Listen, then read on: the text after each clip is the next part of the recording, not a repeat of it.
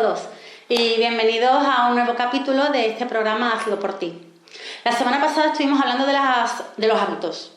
Si recordáis, dijimos qué son los hábitos, los tipos de hábitos que hay, saludables y no saludables, que estos últimos se podían transmutar en los primeros y os di algunas técnicas. Hay muchas, cada uno de vosotros aplicad la que mejor os vaya, ¿de acuerdo? La que mejor resultados dé.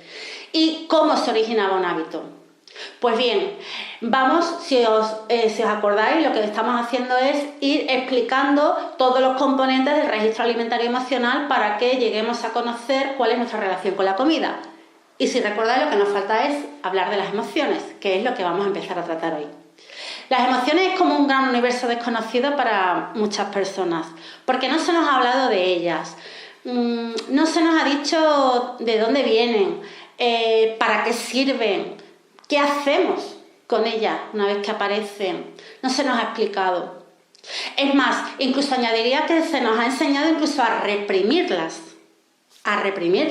ya sea en el seno de la familia, en el colegio, en la cultura, en la calle. Y no porque se haga de manera consciente, se hace de manera inconsciente, porque es de la manera que hemos aprendido a actuar y a desenvolvernos. Por ejemplo, ¿cuántos de nosotros hemos oído en un momento dado, los niños no lloran? O los niños no tienen miedo, los niños son fuertes. Pues bien, hay una psicoterapeuta que se llama Leslie Grenberg que realiza muchas investigaciones con terapias focalizadas en emociones, ¿vale?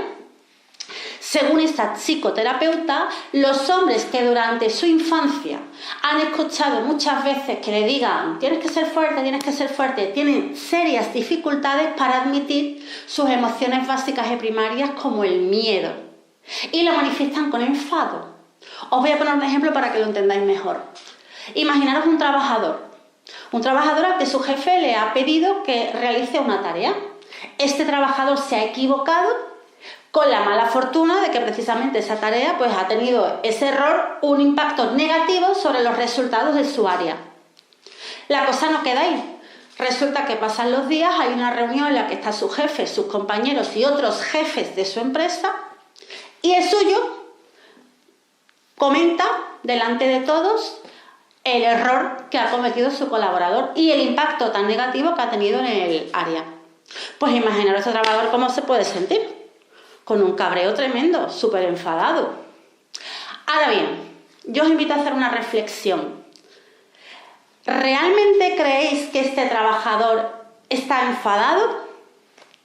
¿Podría ser que siente miedo y no sabe expresarlo? Y vosotros diréis, bueno, ¿y miedo? ¿Cómo que miedo? Si su jefe le está diciendo... ¿Podría sentir miedo porque ve su carrera profesional amenazada? ¿Se siente amenazado porque su jefe ha hecho ese comentario delante de otros jefes que tienen poder sobre su carrera profesional? O si lo vemos de otra manera, imaginaros que se trata de un trabajador muy responsable y muy perfeccionista. Y lo que tiene realmente es que le da vergüenza que se haya puesto en evidencia delante de la gente y que se haya visto a la luz pues el error que ha cometido, con el coraje que le da a equivocarse. Esto por poner un ejemplo. Otro ejemplo de represión de emociones, y ocurre con más frecuencia de lo que nos imaginamos. Imaginaros un niño o una niña, da igual, que en el colegio ha tenido un pequeño altercado con un compañero del cole, ¿vale? Ese mismo niño, cuando llegue a una edad más adulta, si es que se acuerda del altercado, si es que se acuerda de él, porque los niños saben que le pasan muchas cosas y enseguida lo olvidan, pues no le dará importancia. Pero en ese momento, ese día, para ese niño ha pasado un mal rato y se siente mal. Está deseando que lleguen sus padres para contárselo. Pasan las horas del día, ya se hace de noche y llegan sus padres del trabajo. Sus padres cansadísimos, con un estrés tremendo, deseando ya olvidarse del día de trabajo, descansar, pensando la madre en la cena. Llega el niño y les llega contándoles el problema que ha tenido. Y a esos padres no se les ocurre otra cosa que decirle, anda niño, eso es una tontería. Lo mío sí que son problemas, eso es una chorrada. Olvídate. Pues este es un ejemplo de cómo se nos enseña, cómo le estaríamos enseñando a esos padres en concreto a ese niño a reprimir sus emociones de manera inconsciente, porque obviamente esos padres no lo van a hacer porque sí, porque le quieren hacer daño a su hijo. Pero al final lo que se le está enseñando al niño es que cuando te pase eso no me lo digas. En lugar de cogerle, sentarle, preguntarle y cómo te has sentido y qué has aprendido. Y si te vieras de nuevo en esta situación, ¿cómo lo harías? Ahora que has vivido esta experiencia, ¿cómo la vivirías? ¿Qué harías? Pues no. El niño lo que va a hacer es que eso lo hará una vez, lo hará dos. Y si a la tercera la respuesta que recibe sus padres es la misma, pues os aseguro que ya dejará de hacerlo. Pero eso lo irá arrastrando durante todos los años de su vida. Por eso las emociones son muy importantes. Todas las emociones tienen una intención positiva. De hecho, no hay emociones ni buenas ni malas. No existe el bueno y el malo en las emociones, no existe. Todas tienen una intención muy positiva. ¿Vale? Y identificar las emociones, es decir, ponerles nombre, tomar conciencia de ellas, identificar de dónde proceden. Oye, yo esto que estoy sintiendo, a mí, ¿qué me la ha provocado? ¿Me la ha provocado una persona o varias personas? ¿Me la ha provocado un lugar? ¿Me la ha provocado una circunstancia concreta? ¿O me la ha provocado un recuerdo? ¿No? Como ejemplo. ¿Y qué duración tiene? Oye, ¿con qué frecuencia me ocurre? Oye, y lo siento, si yo lo pudiese medir, ¿a qué nivel lo pondría? Imaginaros, del 1 al 10, ¿a qué nivel lo pondría? ¿Cuál es la intensidad? Si aprendemos esto nos va a ayudar a comprender nuestras emociones y a comprender la de los demás. Ojo, que es muy importante, porque comprender las emociones de los demás también nos va a ayudar a adaptarnos mejor a nivel social y con el medio. ¿De acuerdo? Y a encauzarlas, a saber qué hacer con ellas y a utilizarlas a nuestro propio favor, para que nos sirvan para conseguir nuestro objetivo y nuestro propósito de vida. Es ahí cuando empezaríamos a hablar de inteligencia emocional. Hablamos de inteligencia emocional cuando adquirimos una serie de habilidades y de competencias emocionales que nos permiten identificar las emociones, interpretarlas y gestionarlas de manera eficaz para conseguir nuestros objetivos, para conseguir lo que queremos en nuestra vida. Pues a eso es a lo que vamos a centrar, a lo que vamos a tratar en este capítulo. Como las emociones dan para mucho, no lo vamos a poder centrar todo en uno solo, lo haremos en alguno más, ¿de acuerdo? Por hoy vamos a ir definiendo las emociones. ¿Qué es una emoción? Fijaros, si partimos de su etimología, la palabra emoción su origen es de una palabra del latín, ¿de acuerdo? Emotio, emotionis, que a su vez procede de la palabra emovere. Es un prefijo que significa desde, y movere significa movimiento, mover. Fijaros, mover desde.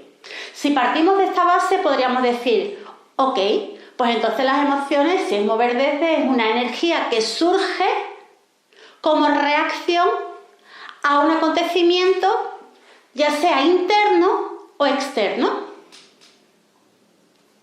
Fijaros lo que acabo de decir. Lo que hace es que nos saca de nuestro estado habitual y nos alerta de que algo está pasando. Fijaros, decimos una energía. Es algo que nos está diciendo, pasa algo. Fíjate en tu organismo, mira a ver qué ocurre. De ahí que tenga un valor biológico, adaptativo, y que nos llame la atención para que nos centremos en algo y recuperemos ese equilibrio que hemos perdido. De ahí que tenga un valor homeostático. Si diéramos otra definición, porque los autores dan varias definiciones, todas son válidas, es distinto modo de expresarlo. Las emociones es un estado afectivo que experimentamos. ¿Vale?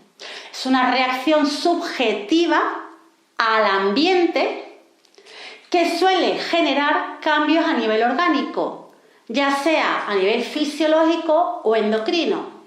Imaginaros, sudoración, el ritmo cardíaco acelerado, tensión en los músculos, por poneros algunos ejemplos, ¿de acuerdo? Y que suelen ser de origen innato, pero que también se modifican y cambian con la experiencia. Esta segunda definición la voy a explicar un poquito mejor. Hablamos de un estado afectivo. ¿Qué es un estado afectivo? Mirad, hemos dicho que la emoción es una energía. La emoción es algo que ocurre a nivel biológico, ¿de acuerdo? Cuando nosotros le ponemos nombre a eso que nos está pasando, hablamos de sentimiento. Cuando decimos, oye, pues a mí esto que yo estoy sintiendo, esto es tristeza. Estamos hablando de sentimiento. Si eso perdura durante algún tiempo, se convierte en un estado de ánimo. Imaginaros, no es lo mismo que yo esté viendo en la televisión una película, que yo sé que todo lo que está ocurriendo es mentira, pero pasa algo triste y me entristezco, pero cuando pasa la película me pongo a hacer otra cosa y ya se me ha olvidado. Eso es un sentimiento que he tenido en un momento puntual y ha sido algo fugaz. A no que yo me entere de que una persona a la que yo quiero mucho ha fallecido o ha caído enferma o cualquier otra noticia que para mí represente algo de muchísima más envergadura. En ese caso no se me va a pasar en un momento, ni en un día, ni en 2, ni en 3, ni en 4, ni en 2 semanas. Pues eso puede llegar yo a tener un estado anímico durante un periodo de tiempo de tristeza, que incluso podría llegar a una depresión, una patología, etc. ¿De acuerdo? Pero no vamos a parar ahí. Eso de una parte. Y hablábamos también de una reacción subjetiva al ambiente. ¿Y por qué reacción subjetiva? Pues lo voy a decir y además lo voy a mostrar en una imagen. Porque creemos que vemos la realidad como es. Y siento daros un disgusto, pero no es el caso. No lo vemos así. Mirad, nosotros cuando vamos a ver una película tridimensional al cine, ¿qué se nos vende con la entrada? Unas gafas de colores, ¿verdad? Cuando nos la ponemos vemos tridimensional, pero si nos la quitamos, imaginaros así que de reojillo hacemos así para ver, comparar, a que no se ve lo tridimensional, pues la realidad es lo mismo. Nosotros miramos como si fuera a través de unas gafas de colores, con lo cual no vemos realmente las cosas tal y como son, sino que vemos las cosas según la interpretación que le damos en función de nuestros rasgos de personalidad, en función de nuestras creencias. Son tan importantes que le dedicaremos un capítulo más adelante. En función de la cultura en la que vivamos, en función de la actitud con la que nosotros miremos al mundo. ¿De acuerdo? Y claro, todo eso influye, claro que influye. Pues mirad, os he hecho esta introducción de las emociones con el objetivo de que por hoy lo vamos a dejar aquí, pero os voy a proponer una tarea, ¿vale? Os voy a proponer, para que le apetezca, que cojáis vuestro registro emocional, alimentario emocional, que cada vez que comáis sin hambre, por favor, pararos a reflexionar, entablad un diálogo interno. ¿Qué me pasa? ¿Qué estoy sintiendo? Ponedle nombre a la emoción, a lo que estáis sintiendo. Ponédselo, ¿vale? Ponedle nombre a la emoción. Y pensad a continuación, bueno, ¿y qué nivel de intensidad? ¿Cómo lo estoy sintiendo? Del 1 al 10, ¿no? Imaginaros, puse ante el ejemplo de la tristeza, ¿no? Si veo la película y me da pena, pero luego se me olvida, sería un 1. Y si es un ser querido o algo que fallece o que cae enfermo, pues sería, pues ya cada uno sería un 10, un 9, por poneros un ejemplo. Y a continuación pensad, ¿cómo se ha producido esta emoción? ¿Qué me la ha producido? ¿Me ha pasado algo concreto que me haya hecho sentirme así?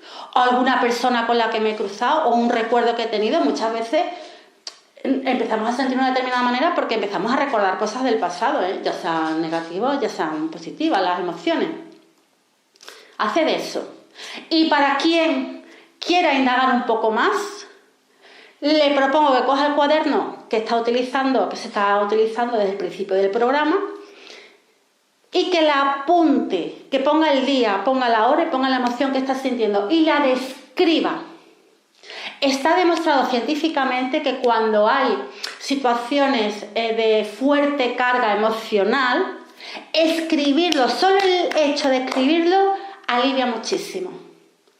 Y no solo eso, sino que cuando con el tiempo, ya sea al día siguiente, a la semana, los días, meses o años, lo vuelves a ver, adquieres otra perspectiva de cómo estabas y ves cosas que no veías en ese momento. Y te puedes plantear, bueno, ¿y yo qué he aprendido de esta situación? O ahora entiendo yo por qué me sentía yo así, claro. Sabéis que muchas veces decimos, las cosas se ven mejor en frío. Pues que eso es verdad. Mirad, y antes comentaba que os iba a poner una imagen para representaros el tema de la realidad. Y se me ha olvidado explicárosla, pero os la voy a poner ahora, no pasa nada. La imagen es un vaso con una cañita. Lo estáis viendo, son 2 vasos con una cañita cada una. Permitidme que lo haga al final, ¿vale? Pero bueno, estas son las cosas del directo. Si os fijáis, si tuviésemos esa cañita en la mano, la veríamos que es continua y que, bueno, está en perfecto estado. En cambio, fijaros en el vaso parece que esté rota, que esté cortada, ¿verdad?, por la mitad. Pues eso es un ejemplo muy claro que ilustra cómo vemos la realidad. Bueno, lo dejamos aquí. Seguiremos en el próximo capítulo con más emociones y, bueno, ya os lo dije al principio del programa, que esto requiere de un compromiso con uno mismo y de querernos hacer responsables de nuestras vidas. Hay que trabajar, pero os aseguro que merece muchísimo la pena y que como le cojáis el gusto, ya no hay marcha atrás. Vais a ir cada vez más y cada vez más de manera natural, aplicando todo lo que vais aprendiendo, y llegará un momento en que lo haréis de manera inconsciente. Adquiriréis un hábito, tal y como explicamos la semana pasada. ¡Hasta luego!